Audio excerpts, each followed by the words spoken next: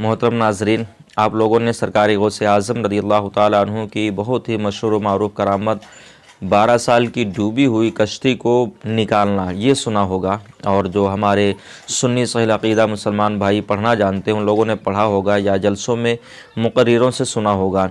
इसकी तहक़ीक़ क्या है इंशाअल्लाह रब्बुल इज़्ज़त वो मैं आपको बताने की कोशिश करूँगा और एक नई बात आपको इंशाअल्लाह सीखने को जानने को मिलेगी, आपके इल्म में आएगी। उससे पहले मैं आपको वो करामत सुनाता हूँ, फिर बाद में वो जो मेरी तहक़ीक़ में आई है उसको मैं आपको बताऊँगा। कि बात इस तरीके से होती है कि एक मरतबा सरकार गौसे आज़म रज़ियल्लाहु ताला अन्हु दरियाए दजला के किनारे पहुँचे तो क्या देखा कि वहाँ पे एक बूढ़ी औरत है जो ज़ारो कतार रो रही है। आपने अपने मुरीदों से फरमाया कि ये औरत कौन है और इतने दर्द भरे अंदाज में क्यों रो रही है, इसकी वजह क्या है।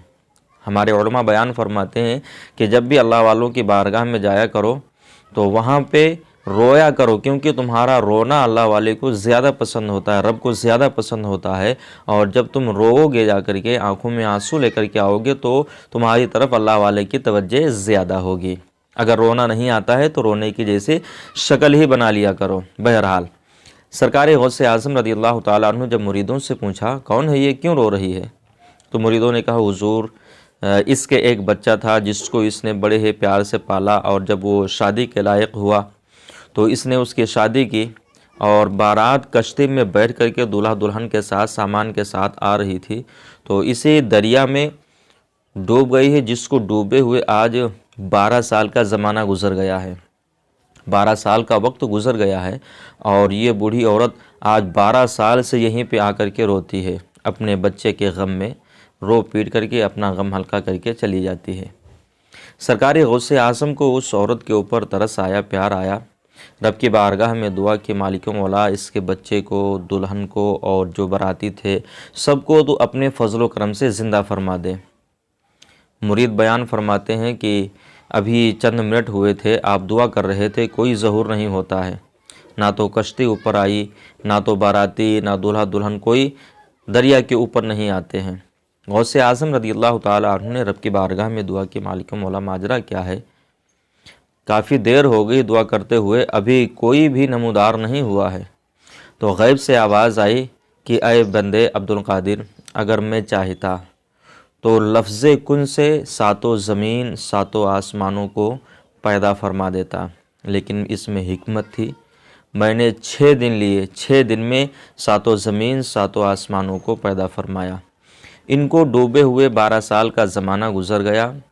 इनके अज्ज़ाओं को मछलियों ने खा लिया जो दरिया के अंदर थीं, तो फिर से इनके अज्ज़ा को पैदा किया गया, जिस्म को बनाया गया और फिर रूह डाली गई।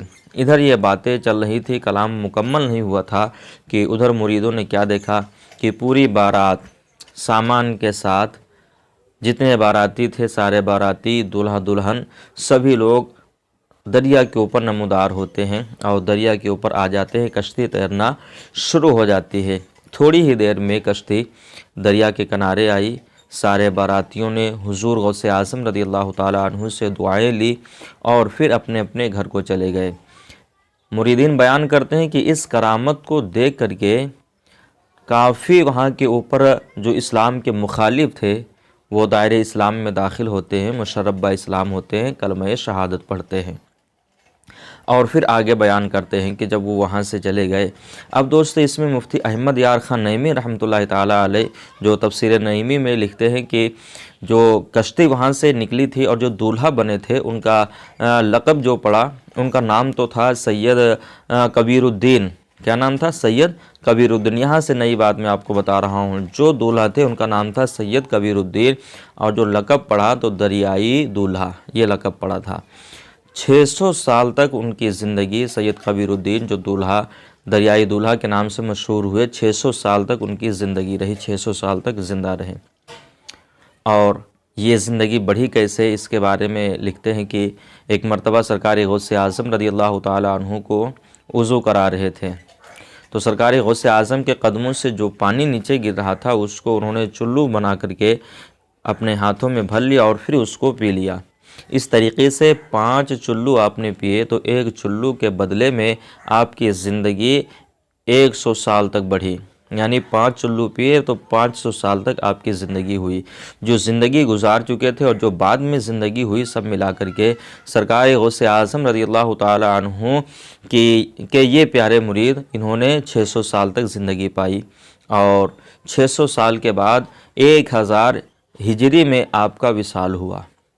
और आज भी इनकी मज़ार बनी हुई है, ख़ास व आम के लिए मज़ार खुली हुई है, सभी लोग हाज़िरी देते हैं। मज़ार है कहाँ? पाकिस्तान में, मगरिबी गुजरात में आज भी मज़ार बनी हुई है। और आज यहाँ शाह दूल्हा के नाम से मज़ार शरीफ मशहूर है, तमामी लोग हाज़िरी देते हैं आकर के। इसके ताल्लुक़ से, इसके मुतालिक आला हज़रत इमाम अहमद रज़ा ख़ान फ़ाज़िल बरेलवी अलैहि रहमत व रिज़वान से भी सवाल हुआ।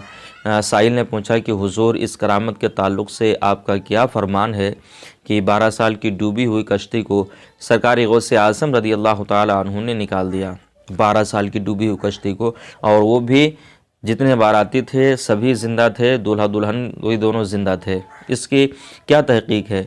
तो सरकार गौसे आज़म रज़ियल्लाहु ताला अन्हु की इस करामत को सुनकर आला हज़रत इमाम अहमद रज़ा ख़ान फ़ाज़िल बरेलवी अलैहि रहमत व रिज़वान इरशाद फरमाते हैं, तहक़ीक़ में तो अगर देखा जाए तो मेरी नज़रों के सामने ये हिकायत, ये करामत नहीं गुज़री है, लेकिन मेरी ज़बान के ऊपर और मेरे दिल के ऊपर ये करामत है।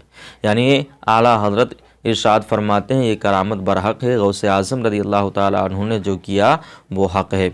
और अगर मैं बात करूं इनकार की, तो जितने भी गैर फ़िरक़े वाले हैं, वहाबी हैं, देवबंदी, अहले हदीस, इस तरीक़े से जो भी है पाए जाते हैं, वो लोग इसका इनकार करते हैं। और जो हमारे सुन्नी सहीह अक़ीदा मुसलमान हैं, वो माशाअल्लाह मानते थे, मानते हैं और मानते रहेंगे।